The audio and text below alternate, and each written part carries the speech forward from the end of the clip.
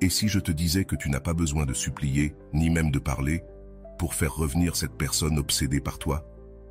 Que le véritable pouvoir ne réside pas dans ce que tu fais à l'extérieur, mais dans ce que tu construis à l'intérieur de toi.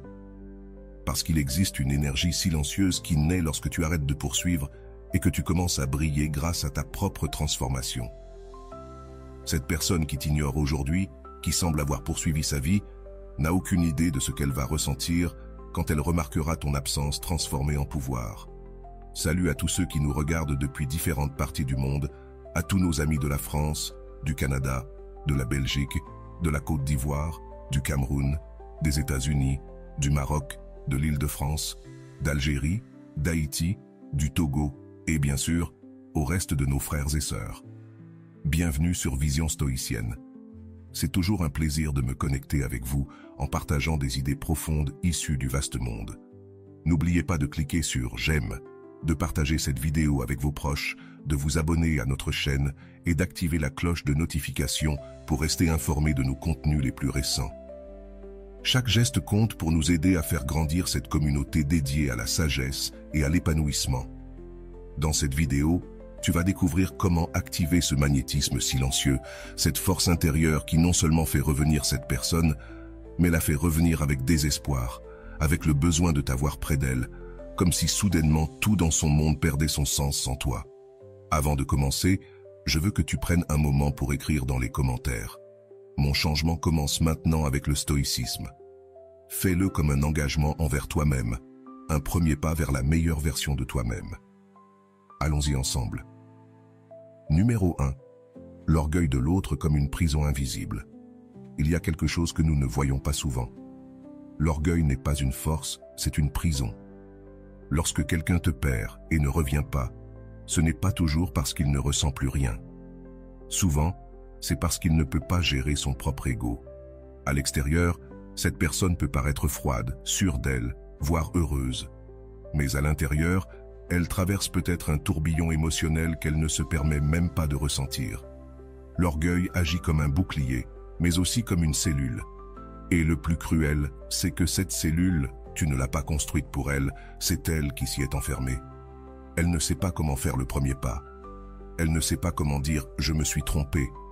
Elle ne sait pas comment montrer sa vulnérabilité sans sentir qu'elle perd de son pouvoir. Alors, elle s'enferme, s'éloigne, et préfère te perdre plutôt que de risquer d'apparaître faible. Et toi, pendant ce temps, tu es là, pensant que cette personne t'a oublié, qu'elle ne ressent rien, qu'elle a continué sa vie sans problème. Mais ce que tu ne sais pas, c'est que le silence que tu maintiens par dignité pèse sur elle comme une condamnation, parce que pendant que toi, tu guéris, elle rationalise. Pendant que toi, tu te reconstruis, elle se trouve des excuses. Elle se dit que c'était la meilleure chose à faire, que ce n'était pas si important, que c'est déjà passé. Mais la vérité, c'est que ce n'est pas passé. Elle l'enterre simplement, et la science le confirme. Les études en psychologie sociale ont montré que lorsqu'une personne agit par orgueil et ne fait pas face à ses émotions, elle active des mécanismes de défense tels que le déni, la justification constante et la procrastination émotionnelle. Le résultat, un esprit en conflit, même si son visage ne le montre pas. Et ce conflit est une bataille silencieuse. Chaque fois qu'elle pense à toi, son esprit est partagé entre le désir de se rapprocher et la peur de s'humilier, entre le besoin de parler et la crainte de ne pas être bien accueilli. C'est comme être piégé dans une pièce sans issue. Et toi, pendant ce temps, tu es dehors, libre, en paix, parce que tu as choisi de ne pas insister, de ne pas te rabaisser, de ne pas demander d'explication. Tu as choisi ta valeur au-dessus du drame, et cet équilibre, cette sérénité que tu projettes, c'est ce qui leur fait le plus mal. Parce que non seulement tu t'es perdu, mais tu t'es perdu avec dignité. Il est important que tu comprennes quelque chose. Ce n'est pas ton rôle de briser le mur d'orgueil de l'autre. Ce n'est pas ta responsabilité de guérir des blessures qui ne te concernent pas. Si tu le fais, si tu essaies de t'approcher, de t'excuser ou de chercher un dialogue, tu alimentes son ego, pas son cœur. Ils doivent arriver à ce point par eux-mêmes. Ils doivent lutter contre leur orgueil et décider s'il vaut mieux le conserver ou te perdre pour toujours. Parce que si tu brises ce silence, ils l'interpréteront comme une faiblesse, comme un signe qu'ils te tiennent encore. Et toi, tu n'es pas là pour supplier, tu es là pour grandir. C'est pourquoi tu dois rester ferme, ancré dans ton centre. Ce n'est pas une question d'orgueil, c'est une question de respect de soi, de reconnaître que celui qui n'a pas le courage d'affronter ses sentiments ne mérite pas le privilège de ta présence. Le temps fera son travail. Le temps érode l'ego. Le temps révèle la vérité. Le temps confronte. Ce qui semblait au début être une situation confortable, je me suis éloigné et il ne s'est rien passé, se transforme en un vide difficile à supporter parce qu'à la fin, l'orgueil ne donne ni chaleur, ni compagnie, ni amour. Il donne seulement le silence et le remords. Et toi, tu es là, intact, serein, complet. Non pas parce que cela ne fait pas mal, mais parce que tu as choisi de ne pas rester dans la douleur. Tu as compris que ta valeur ne réside pas dans la capacité à convaincre quelqu'un de revenir, mais dans le fait de devenir quelqu'un qui n'a pas besoin de convaincre qui que ce soit. Ton silence, ta dignité, ta paix, tout cela est plus puissant que n'importe quelle tentative de forcer une réconciliation. Ils sont piégés dans une cage qui semble sûre, mais qui brûle. Toi, tu es dehors, avançant chaque jour, plus fort, plus libre, plus toi. Et viendra le moment où le poids de leur orgueil sera plus insupportable que la peur de te perdre. Ce sera le point de rupture. Et si cela arrive, qu'ils te trouvent en paix, sans que tu l'attendes. Parce que celui qui vit prisonnier de son propre ego finit seul. Et toi, tu continues à grandir. Numéro 2. L'absence comme une arme de clarté. Quand tu t'éloignes, tu ne disparais pas seulement physiquement. Tu laisses un écho, un silence qui ne peut être rempli par des distractions, d'autres personnes ou des excuses mentales. Parce que ton absence a du poids, elle a une forme, elle a une mémoire. Ce n'est pas seulement le fait que tu n'es plus là, c'est ce que tu représentais, ce que tu faisais ressentir, ce qui manque maintenant. Et ce manque devient de la clarté, une clarté qui n'existait pas avant, parce que ta présence couvrait tout, même les fissures. Mais maintenant, dans le silence, dans la distance, tout devient plus net. Il n'y a plus d'excuses, plus de moyens de nier ce qui a été perdu. Et cette prise de conscience fait souvent plus mal que la perte elle-même. L'esprit humain ne supporte pas le vide pendant longtemps, il le comble. Et lorsque le présent ne suffit plus, lorsque la nouveauté se dissipe, lorsque les masques tombent et que les émotions se posent, la mémoire commence à travailler, mais pas de façon juste. Elle ne se souvient pas des erreurs, elle se souvient de ce qui faisait du bien. Elle ne se souvient pas des conflits, elle se souvient de la chaleur, de la connexion, de la paix. C'est ce que la psychologie appelle la mémoire émotionnelle sélective. Le cerveau commence à idéaliser ce qu'il n'a plus, surtout si ce qu'il a remplacé ne le satisfait pas. Il commence à construire une version de toi plus intense, plus précieuse, plus présente que jamais, juste quand tu n'es plus là. Et c'est là que ton silence devient une arme de clarté. Parce qu'en n'étant pas là, tu forces l'autre à se regarder sans toi. Il n'y a plus personne à blâmer, plus de bruit extérieur, il ne reste que l'écho de ce que tu étais, résonnant plus fort parce que tu ne l'interromps pas. Et c'est à ce moment-là que ton image devient plus vivante que jamais, parce que tu n'as pas essayé d'expliquer, de justifier, de chercher ou de forcer. Tu n'as rien fait, et pourtant, ils ne peuvent pas cesser de penser à toi. C'est pourquoi chaque fois que tu ressens l'envie de rompre ce silence avec un message, un signe, un « Salut, comment ça va ?» Souviens-toi de ceci, ce qui a le plus d'impact, ce n'est pas ce que tu dis, mais ce que tu ne dis pas. C'est ta capacité à rester en paix, à maintenir ton calme, à avoir confiance dans le fait que ton énergie parle plus fort que n'importe quel mot. Et si cette personne t'a un jour senti vraiment, maintenant elle te ressent 2 fois plus, parce que tu es absent, mais plus présent que jamais dans son esprit. Car maintenant, elle ne peut plus te toucher, te lire, te prédire, et cela crée quelque chose de très puissant. L'incertitude. Le genre d'incertitude qui ne se crée que lorsque quelqu'un d'important n'est plus à portée de main. Médite sur cela chaque fois que ton impulsion tente de prendre le dessus. Médite sur tes progrès, sur la tranquillité que tu as construite loin de cette énergie qui te drainait. Médite sur ce que tu as maintenant, de la clarté, parce que c'est la grande récompense de l'absence consciente. Ce n'est pas de la vengeance, ce n'est pas un châtiment, c'est de la perspective. De loin, tu vois tout mieux. Tu vois comment tu t'étais perdu en essayant de rester dans un endroit qui ne te soutenait plus. Tu vois comment tu donnais plus que tu ne recevais. Et maintenant, enfin, tu vois combien tu vaux sans avoir à mendier de validation. C'est ça, le pouvoir. Et ce pouvoir est maintenant le tien.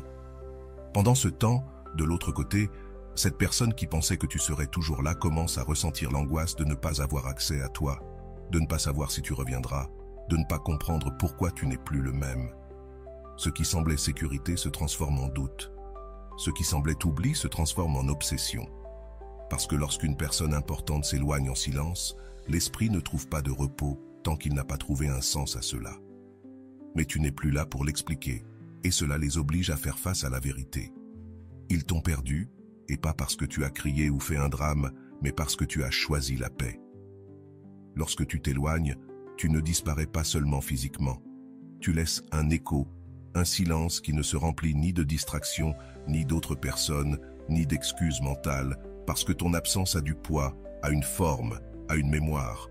Ce n'est pas juste le fait que tu n'es plus là, c'est ce que tu représentais, ce que tu faisais ressentir, ce qui manque désormais. Et ce manque se transforme en clarté, une clarté qui n'existait pas avant parce que ta présence recouvrait tout, même les fissures. Mais maintenant, dans le silence, à distance, tout devient plus net. Il n'y a plus d'excuses, plus de façon de nier ce qui a été perdu. Et ce constat, bien souvent, fait plus mal que la perte elle-même. L'esprit humain ne supporte pas le vide très longtemps, il le remplit. Et lorsque le présent ne suffit plus, lorsque la nouveauté s'estompe, lorsque les masques tombent et que les émotions se calment, la mémoire commence à travailler, mais elle ne travaille pas de manière juste. Elle ne se souvient pas des erreurs, elle se souvient de ce qui faisait du bien. Elle ne se souvient pas des conflits, elle se souvient de la chaleur, de la connexion, de la paix. C'est ce que la psychologie appelle la mémoire émotionnelle sélective. Le cerveau commence à idéaliser ce qu'il n'a plus, surtout si ce qui l'a remplacé ne le satisfait pas. Il commence à construire une version de toi plus intense, plus précieuse, plus présente que jamais, juste quand tu n'es plus là. Et c'est là que ton silence devient une arme de clarté, parce qu'en ne répondant pas, tu forces l'autre à se voir lui-même sans toi. Il n'y a plus personne à blâmer, plus de bruit extérieur. Il reste l'écho de ce que tu étais, résonnant plus fort parce que tu ne l'interromps pas. Et c'est à ce moment-là, lorsque ton silence reste intact, que ton image devient plus vive que jamais, parce que tu n'as pas essayé d'expliquer, de justifier, de chercher ou de pousser. Tu n'as rien fait, et pourtant, ils ne peuvent pas cesser de penser à toi. C'est pourquoi chaque fois que tu ressens la tentation de rompre ce silence avec un message, un signe, un salut, comment ça va? Rappelle-toi ceci, ce qui a le plus d'impact, ce n'est pas ce que tu dis, c'est ce que tu ne dis pas. C'est ta capacité à rester en paix, à maintenir ton calme, à avoir confiance que ton énergie parle plus fort que n'importe quel mot. Et si cette personne t'a un jour ressenti vraiment, maintenant elle te ressent 2 fois plus, parce que tu es absent, mais plus présent que jamais dans son esprit. Parce que désormais elle ne peut pas te toucher, te lire, te prédire. Et cela génère quelque chose de très puissant, l'incertitude. Le genre d'incertitude qui ne se crée que lorsque quelqu'un d'important n'est plus à portée. Médite sur cela chaque fois que ton impulsion veut te faire céder. Médite sur tes progrès, sur la tranquillité que tu as construite loin de cette énergie qui te drainait. Médite sur ce que tu as maintenant, la clarté. Parce que c'est la grande récompense de l'absence consciente. Ce n'est pas de la vengeance, ce n'est pas une punition, c'est de la perspective. De loin, tu vois tout mieux. Tu vois comment tu étais en train de te perdre en essayant de rester dans un endroit qui ne te soutenait plus. Tu vois comment tu donnais plus que tu ne recevais, et maintenant, enfin, tu vois combien tu vaux sans avoir besoin de mendier de la validation. C'est ça, le pouvoir. Et ce pouvoir est à toi maintenant. Pendant ce temps, de l'autre côté, cette personne qui pensait que tu serais toujours là commence à ressentir l'angoisse de ne plus avoir accès à toi, de ne pas savoir si tu vas revenir, de ne pas comprendre pourquoi tu n'es plus le même. Ce qui semblait sécurité se transforme en doute. Ce qui semblait oublié se transforme en obsession. Parce que lorsqu'une personne importante part en silence, l'esprit ne se repose pas tant qu'il n'a pas trouvé un sens à cela. mais tu n'es plus là pour l'expliquer. Et cela les oblige à faire face à la vérité. Ils t'ont perdu, et pas parce que tu as crié ou fait un drame, mais parce que tu as choisi la paix. Numéro 3. Le silence comme reflet de pouvoir. Il y a un moment où le silence cesse d'être absence et devient une déclaration puissante. Ne pas répondre, ne pas se justifier, ne pas courir après quelqu'un qui n'a pas su t'apprécier. C'est le plus grand acte de dignité que tu puisses t'offrir. Le silence n'est pas un vide, c'est une stratégie. C'est la manière la plus élégante de dire « je ne joue plus au même niveau ». Tandis que tu choisis le chemin du calme, celui qui t'a perdu commence à sentir le bruit de ton absence plus fort que n'importe quelle réclamation. Parce que lorsque quelqu'un disparaît sans scandale, sans adieu dramatique, sans chercher de l'attention, l'impact est bien plus profond. Ton silence devient un miroir dans lequel l'autre doit se regarder, et bien souvent, il n'aime pas ce qu'il voit. Et c'est que le cerveau humain ne supporte pas le manque de clôture. La neuroscience a prouvé que lorsque quelqu'un s'éloigne sans explication, les circuits du cerveau qui traitent l'incertitude passent en alerte. La personne commence à analyser chaque souvenir, chaque message, chaque mot que tu as pu dire, cherchant des indices. Ce qui était sûr avant, ton attention constante, tes réponses immédiates, est désormais devenu une inconnue qui consomme de l'énergie émotionnelle. Pourquoi n'écrit-il plus? Pourquoi ne réapparaît-il pas? Que va-t-il penser? Cet inconnu est comme une graine qui grandit et grandit, arrosée par le doute, la culpabilité et l'orgueil blessé. Sans rien faire, sans rien dire, tu deviens une pensée récurrente, une plaie qui ne se referme pas parce qu'elle n'a pas de réponse. Et là réside la clé, ne pas donner de réponse.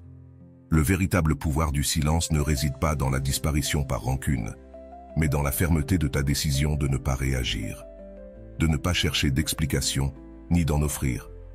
Le silence devient magnétique quand il est cohérent, quand ce n'est pas une pause momentanée en attendant une réaction, mais une décision ferme qui émane de l'auto-soin.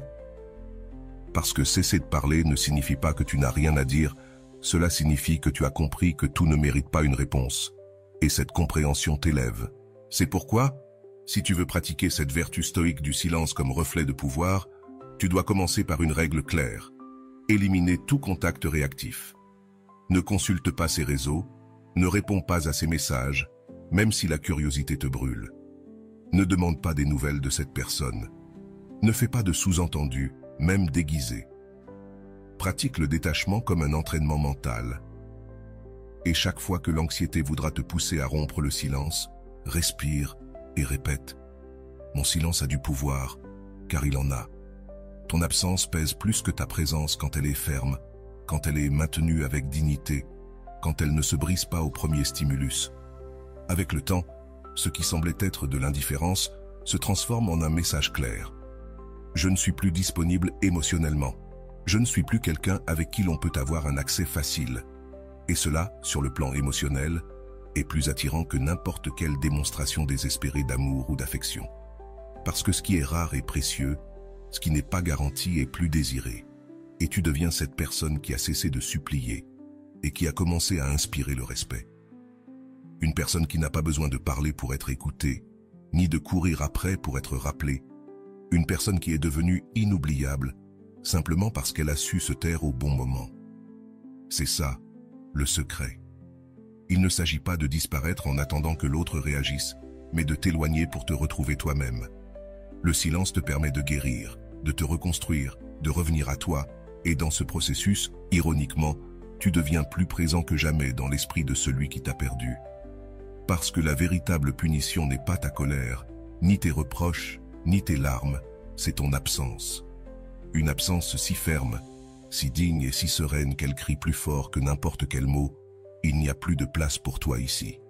Et ce cri silencieux est celui qui résonne le plus fort. Numéro 4. La douleur silencieuse de celui qui observe sans agir. Ils sont là, mais tu ne les vois pas. Ils te regardent, mais de loin. Ils te manquent, mais ne le disent pas. Ils écrivent des messages qu'ils n'envoient jamais. Ils repassent les conversations. Ils se demandent ce que tu fais, avec qui tu parles, mais ils ne font rien. Leur orgueil les enferme dans une cellule de silence qui, bien qu'au début elle semblait une armure, est aujourd'hui une prison sans issue.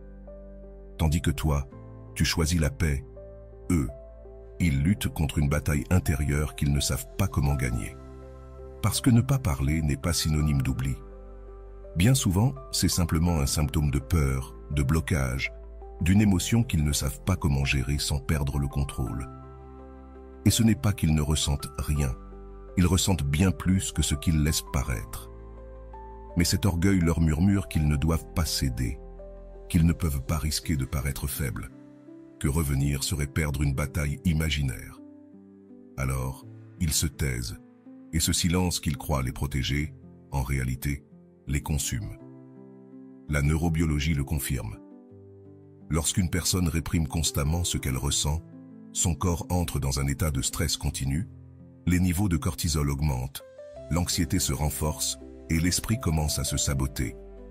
La peur du rejet devient un mur qui renforce chaque jour leur paralysie émotionnelle, jusqu'à ce qu'ils ne sachent plus comment briser ce cycle. Pendant ce temps, toi, tu ne fais rien, pas pour provoquer, pas pour manipuler, mais simplement pour rester fermement sur ton chemin. Tu as choisi de ne pas revenir par pitié, de ne pas apparaître pour apaiser leur anxiété momentanée, de ne pas alléger la douleur qu'ils ont décidé de porter eux-mêmes, parce que tu sais que ce n'est plus ton rôle de guérir ce qu'ils refusent d'affronter. Il ne t'appartient pas d'être le sauveteur de quelqu'un qui s'est jeté à l'eau les bras croisés. Et même si cela peut sembler froid, c'est de l'amour-propre, c'est du respect. C'est la conviction que tu mérites quelqu'un qui agit avec clarté, courage et décision. Pas quelqu'un qui t'observe depuis l'ombre en attendant que tu fasses tout le travail émotionnel pour vous deux. C'est pourquoi chaque fois que tu sens l'envie de leur écrire, de rompre le silence, de t'approcher juste pour voir s'ils ressentent encore quelque chose, arrête-toi, respire et contemple ce que tu as construit dans ta vie depuis que tu as arrêté de céder. Regarde tes progrès, ta stabilité émotionnelle, ta capacité à vivre sans dépendre d'une validation extérieure. Cela, tu ne peux pas le négocier. Ça ne se met pas en jeu pour un message non envoyé, ni pour un « tu me manques » déguisé en silence. Rappelle-toi que tu mérites un amour réel, pas des pensées réprimées. Tu mérites une présence authentique, pas des spectres qui te surveillent à distance. Et voilà ce qui se passe de plus fort. Chaque jour où tu ne cèdes pas, où tu ne te montres pas, où tu ne donnes aucun signe, leur tempête intérieure s'intensifie. Parce que l'orgueil est un piège.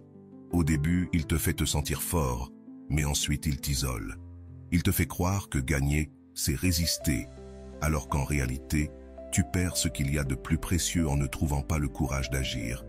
Et toi, en restant fermement sur ta position, tu deviens un miroir qui reflète leur incapacité à affronter ce qu'ils ressentent. Pendant que tu grandis dans la sérénité, eux se désintègrent dans le silence qu'ils ont eux-mêmes choisi.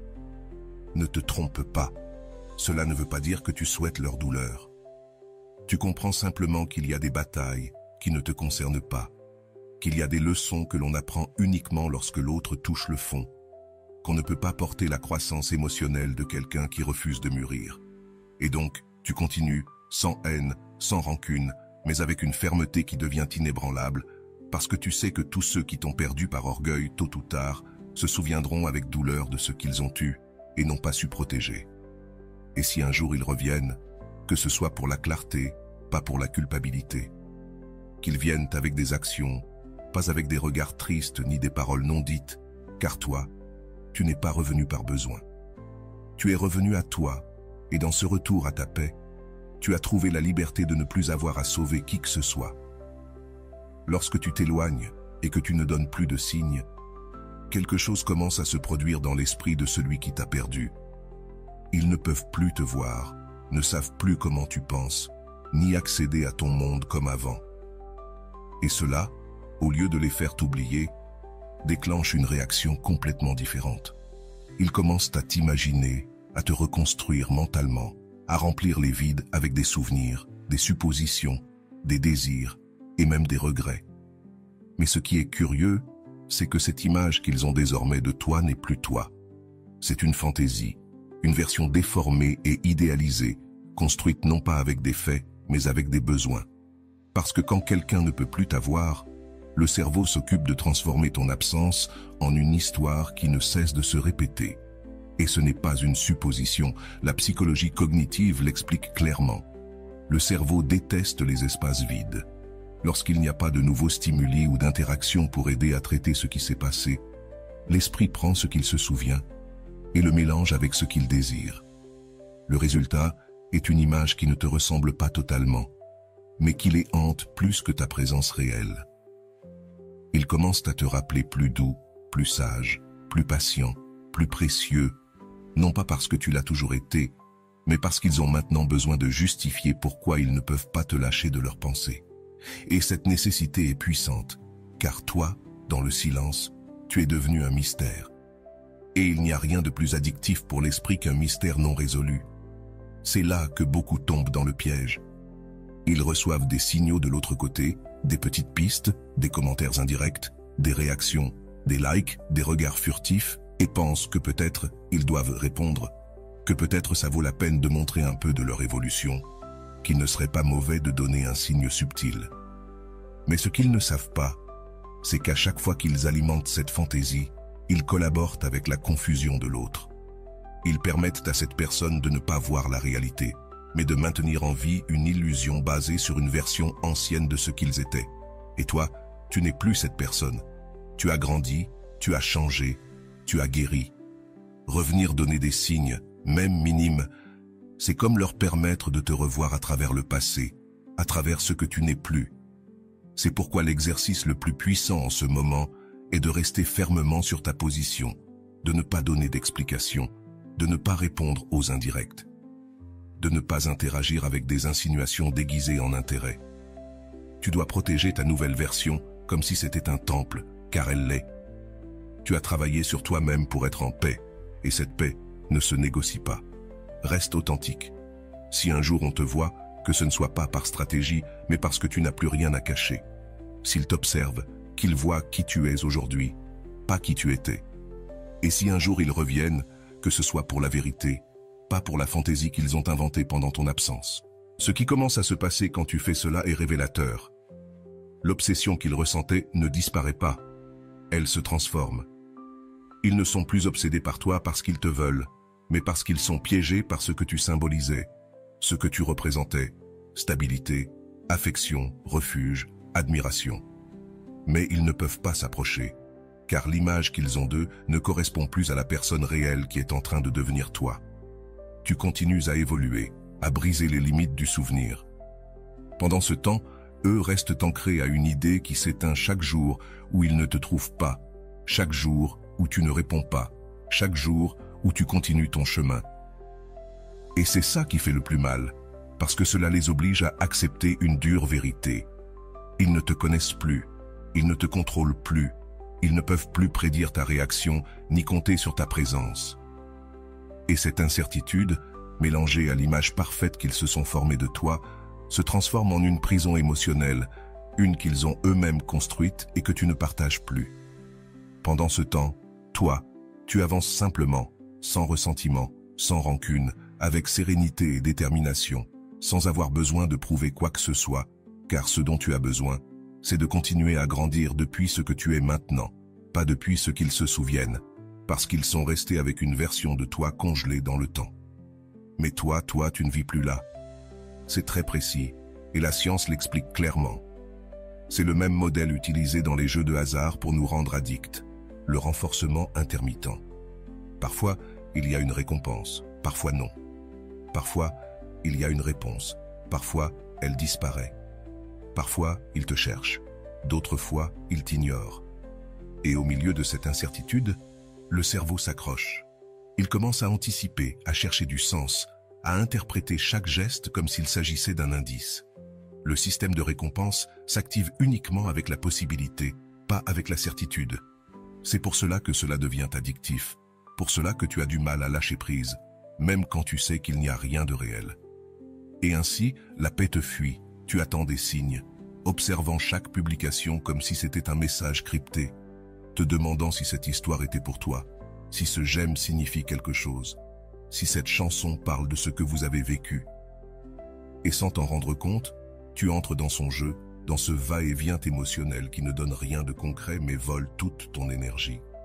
Tu es attaché à une illusion, à un espoir sans forme, à une réconciliation qui n'ose pas se manifester clairement. Et ça, ce n'est pas de l'amour, c'est de la manipulation déguisée en nostalgie. C'est pourquoi il est essentiel que tu apprennes à bloquer émotionnellement chaque tentative. Pas physiquement, pas forcément sur les réseaux sociaux, mais de l'intérieur. À chaque fois que tu vois un signe ambigu, ne réagis pas, ne nourris pas cette dynamique, ne réponds pas avec un « moi aussi tu me manques » déguisé en chanson. Ne like pas ce que tu sais être juste une provocation déguisée. Répète comme un mantra « je ne cours pas après des miettes ». Parce que tu n'es pas ici pour être à moitié aimé, tu es ici pour être valorisé complètement. Et celui qui n'a pas la maturité émotionnelle pour s'approcher clairement ne mérite pas le privilège de ton attention. Si vous êtes arrivé jusque-là, écrivez en commentaire « Je ne cours pas après des miettes d'attention ». Quand tu cesses de répondre, quand tu romps le cycle des miettes, quelque chose commence à changer. D'abord, le silence devient gênant pour eux.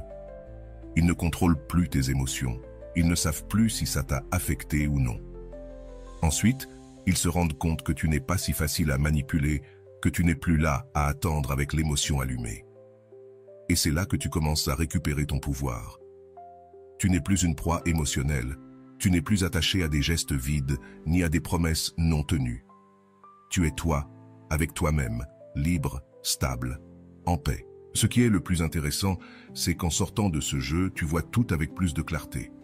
Tu te rends compte de la maigre offre qu'il te faisait, de comment tu survivais émotionnellement avec presque rien, de comment tu te contentais de signes au lieu d'action. Et c'est là que commence la vraie transformation, parce que tu comprends que ta valeur ne dépend pas de la chanson que quelqu'un publie et qui te rappelle quelque chose. Elle dépend de la manière dont tu choisis de répondre, de la manière dont tu décides de maintenir ton centre, même quand quelqu'un tente de te déstabiliser avec des ambiguïtés déguisées en intérêt. Alors, la prochaine fois qu'un de ces signaux apparaît, ne réponds pas, ne lis pas entre les lignes, ne tombe pas dans le piège.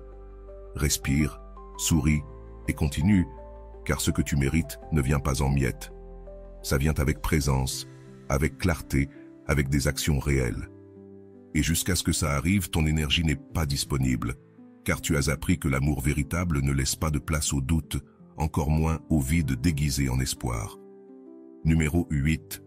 La dignité ne crie pas, elle résiste dans le silence. Tu n'as pas fait de scandale, tu n'as pas crié, tu n'as pas cherché la vengeance, tu t'es juste éloigné, la tête haute, la voix silencieuse et l'âme intacte. Et bien qu'ils s'attendaient à une réaction, à une supplique, à une dernière scène qui leur donnerait un sentiment de contrôle, ils ne l'ont pas eu. Parce que tu as compris que la dignité ne fait pas de bruit, elle n'a pas besoin de preuves, elle ne mendie pas d'explications. La dignité résiste et le fait dans le silence. Pendant qu'il parlait avec d'autres pour t'oublier, tu as parlé avec toi-même pour te retrouver. Pendant qu'il remplissait des vides avec du bruit, tu remplissais ton espace de paix. Et ça, même s'ils ne le disent pas, les a frappés plus que n'importe quel mot. Ce n'est pas facile. Parfois, l'orgueil essaie de se déguiser en dignité, mais ce sont des choses différentes. L'orgueil te pousse à réprimer. La dignité te pousse à comprendre, à ne pas agir depuis la blessure mais depuis le respect de soi. Parce que tu aurais pu chercher, tu aurais pu dire tout ce que tu as gardé pour toi, tu aurais pu lancer des vérités comme des couteaux, mais tu ne l'as pas fait. Et dans cet acte de retenue, de tempérance, de maîtrise de soi, tu t'es rendu plus fort, plus attrayant, plus respectable. La psychologie le confirme, les personnes qui savent se retirer calmement, sans avoir besoin de confrontation, projettent une stabilité émotionnelle qui ne s'oublie pas. Parce que dans un monde où tout le monde veut crier, celui qui sait se taire brille d'une lumière différente. Et il y a une puissance dans l'élégance de ne pas rendre le mal, de ne pas entrer dans le jeu émotionnel de celui qui veut juste voir si tu es encore là, de ne pas courir après quelqu'un qui avait clairement besoin de te perdre pour te valoriser. Tu n'es pas ici pour mendier l'amour, l'attention ou la reconnaissance. Tu es ici pour te construire de l'intérieur sans besoin de témoins. C'est pourquoi, chaque fois que tu sens qu'il serait plus facile de céder, d'écrire, d'apparaître, de briser ce silence, arrête-toi, respire, ferme les yeux, visualise cette paix qui réside maintenant en toi, cet espace que tu as nettoyé de l'anxiété, des doutes, des besoins des autres. Et rappelle-toi, Je ne me brise pas, je me transforme. Parce que ce que tu fais, ce n'est pas fuir, c'est évoluer. Et ça fait mal, oui, mais ce qui fait plus mal, c'est de rester là où il n'y a plus de respect, là où ta valeur doit être expliquée, où ta dignité doit être sacrifiée pour ne pas perdre quelqu'un d'autre. Tu n'es plus là. Et le plus fort, c'est qu'ils le savent. Ils savent qu'ils pourraient t'écrire et que tu répondrais peut-être encore, qu'ils pourraient te chercher et que tu hésiterais. Mais ils ne le font pas. Parce qu'il y a quelque chose en toi qui les intimide. Ton calme, ton silence, ta capacité à continuer sans eux, et ça leur pèse. La dignité que tu as construite jour après jour, avec des larmes silencieuses, avec des décisions difficiles, avec des batailles que personne n'a vues, est maintenant une blessure ouverte pour eux. Parce que cela leur rappelle qu'ils t'ont eu près d'eux et qu'ils n'ont pas su te garder, qu'ils t'ont vu briller et qu'ils ont cru que tu serais toujours là. Et maintenant que tu n'es plus là, il n'y a aucun moyen d'effacer l'écho de ton absence. Pas parce que tu cries, mais parce que tu résistes, parce que tu as choisi de ne pas te briser pour quelqu'un qui n'a jamais pensé à te réparer. Et ce genre de présence, ce genre d'élégance émotionnelle ne se remplace pas.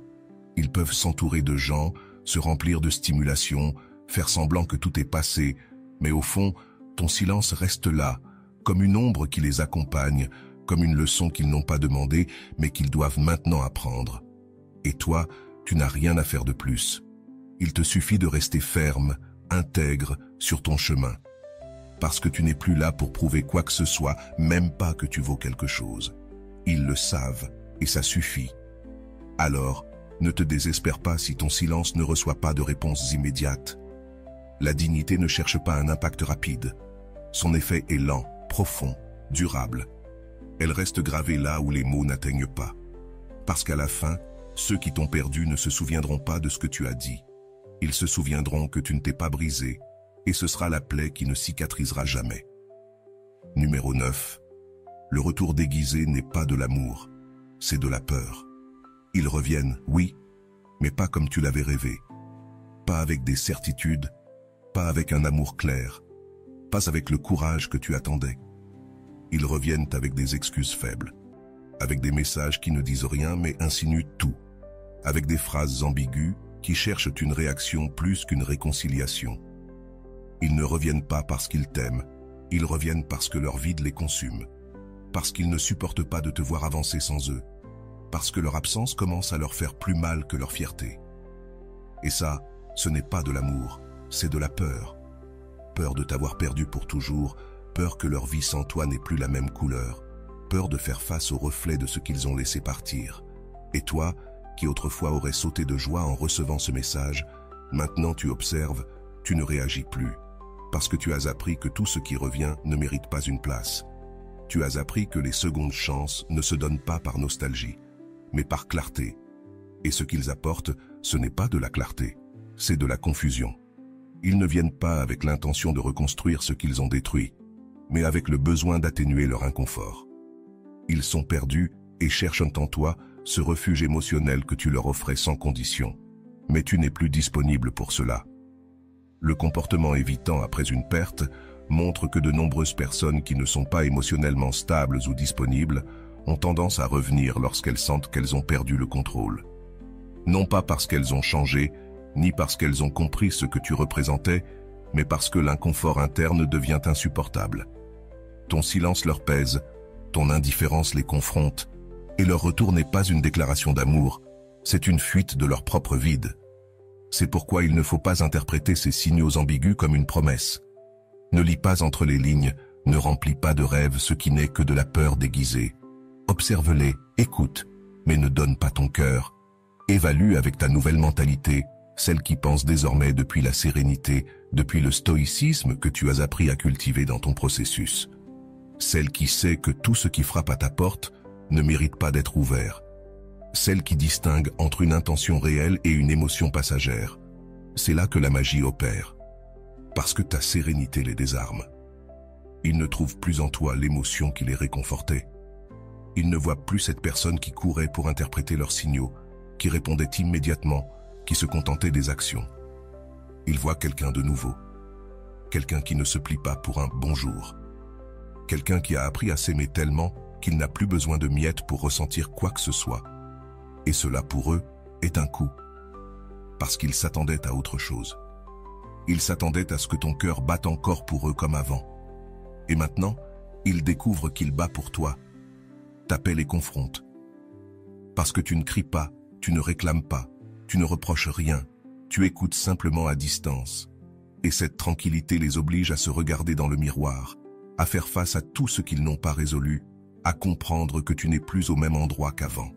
Celui qui revient par peur se heurte à un mur de dignité qui ne se brise pas avec des mots vides. Et toi, au lieu de revenir à cet endroit où tu t'étais perdu par amour, tu restes ferme. Parce que tu sais que le véritable amour n'a pas besoin de déguisement, qu'il ne se cache pas derrière des phrases à moitié remplies ni des messages tièdes. Le véritable amour se présente avec clarté, avec des actions, avec de la cohérence. Et si cela n'est pas là, toi non plus. Ne te laisse pas emporter par l'impulsion de raviver ce que tu as déjà surmonté. Ne confonds pas la nostalgie avec l'amour. Ne considère pas leur retour comme un signe du destin. Parfois, l'univers ne les ramène pas pour rester, mais pour que tu confirmes que tu n'en as plus besoin. Et lorsque cela se produit, lorsqu'ils reviennent avec ce déguisement de repentance sans fin, respire. Regarde-les avec compassion, mais pas avec illusion. Parce que tu n'es plus le même, et cela sera la leçon la plus forte pour eux. Ce n'est pas seulement que tu es parti, c'est que tu t'es transformé. Tu n'es pas leur fantasme, tu es leur réalité. Ils ne sont pas tombés amoureux de toi. Ils sont tombés amoureux d'une idée, d'une version de toi qui n'existe plus. De ce toi qui disait oui à tout, qui se taisait pour ne pas déranger, qui donnait plus qu'il ne recevait, qui attendait, qui avait besoin, qui mettait sa valeur entre les mains d'autrui. Cette personne n'est plus là. Elle a été remplacée par une version plus forte, plus claire, plus consciente. Et cela, même s'ils ne le disent pas, est ce qui les fait vraiment souffrir. Ce n'est pas que tu leur as échappé, c'est qu'ils ne peuvent plus te contrôler. Tu ne réponds plus comme avant. Tu n'es plus émotionnellement disponible comme tu l'étais auparavant, et cela les désarme. Lorsque quelqu'un idéalise, il ne voit pas la personne qu'il a devant lui, il voit ce qu'il veut voir. Et dans la perte, ce phénomène s'intensifie. La science le confirme. Les études sur l'idéalisation émotionnelle montrent qu'en cas de deuil ou d'absence, beaucoup de gens construisent une image irréelle de l'autre. Un souvenir parfait, pur de conflits, chargé de nostalgie. Ils le font pour maintenir un espoir, pour éviter d'accepter la réalité. Mais cette illusion finit par se briser, parce que tu n'entres plus dans ce moule. Tu n'es plus le fantasme dont ils ont besoin pour repousser leur deuil. Tu es ta réalité, tu es le présent. Et ce présent est rempli de limites, d'amour-propre, de décisions qui ne s'expliquent pas, de silences qui ne cherchent pas d'attention, d'actions qui ne nécessitent plus de permission. Tu es à un stade de ta vie où tu ne vas pas sacrifier ta paix pour plaire, où tu ne vas pas te dissoudre pour que quelqu'un d'autre ne se sente pas mal à l'aise. Et même s'il te rappelle comme cet être qui donnait tout, il se heurte à quelqu'un qui se choisit d'abord. Et cela, pour ceux qui étaient habitués à te voir toujours disponible, est déroutant. C'est pourquoi il est fondamental que tu ne recules pas, que tu ne cèdes pas à la tentation de revenir à ce vieux rôle juste pour correspondre à leur nostalgie. Rappelle-toi chaque jour que tu n'es pas là pour soutenir les illusions d'autrui. Tu n'es pas le refuge émotionnel de quelqu'un qui t'aimait comme tu étais, mais pas comme tu es maintenant. Écris ta vérité, affirme-la, agis selon cette nouvelle identité que tu as tant peiné à construire. Ne gomme pas tes progrès pour un message chargé de mélancolie. Ne trahis pas ta croissance pour un « tu me manques » qui cherche seulement ton ancien « toi ». Et tandis que tu restes ferme dans ton processus, ils commencent à entrer en crise. Ils cherchent la personne qu'ils ont connue et ne la trouvent pas. Ils essaient de te provoquer avec les mêmes mots, les mêmes attitudes, les mêmes jeux émotionnels. Et cela ne fonctionne plus. Tu ne réagis pas, tu ne te laisses pas déstabiliser, tu ne leur donnes pas ce qu'ils attendent. Et cela brise leur fantasme. L'image qu'ils avaient créée de toi se dissipe et laisse place à la vérité. Tu n'es plus là, tu n'es plus une partie de leur scénario émotionnel. Et le plus fort, c'est que tu ne veux plus l'être. Alors, ce qui devait arriver arriva. Ils sont perdus, ne savent pas comment s'approcher, ne comprennent pas ce qui t'est arrivé. Ils se demandent à quel moment tu as cessé d'être cette personne qu'ils attendaient. Et pendant qu'ils cherchent des réponses, tu deviens une figure inaccessible. Pas parce que tu te caches, pas parce que tu t'éloignes par stratégie, mais parce que tu n'appartiens plus à leur monde émotionnel. Tu as changé de fréquence, de scène, et pour te rejoindre, ils devraient évoluer aussi. Et cela ne dépend pas de toi. Toi, tu dois simplement rester fidèle à ta vérité, sans peur, sans culpabilité, parce que tu as trop travaillé pour devenir qui tu es aujourd'hui. Et si cela implique de décevoir ceux qui ne savaient aimer qu'une version incomplète de toi, eh bien, ainsi soit-il. Tu n'es pas là pour être le souvenir préféré de qui que ce soit. Tu es là pour vivre ton présent avec force, clarté et la tranquillité de savoir que tu n'as plus besoin de t'adapter à aucune fantaisie étrangère. Ainsi, chaque fois qu'ils essaient de revivre ce qui a été, rappelle-leur, par ton absence, par ta fermeté, par ta nouvelle énergie, que tu n'es plus disponible pour cela. Parce que ce que tu étais autrefois était réel, mais ce que tu es maintenant est non négociable. Et voilà, j'espère que vous avez trouvé beaucoup de valeur dans cette vidéo. Merci d'être resté jusqu'à la fin de cette vidéo, j'adore quand vous faites ça. Si vous voulez une autre vidéo sur ce sujet, écrivez en commentaire, j'en veux encore plus. J'espère vous revoir dans une autre vidéo. Merci pour ton temps, prends soin de toi et à bientôt.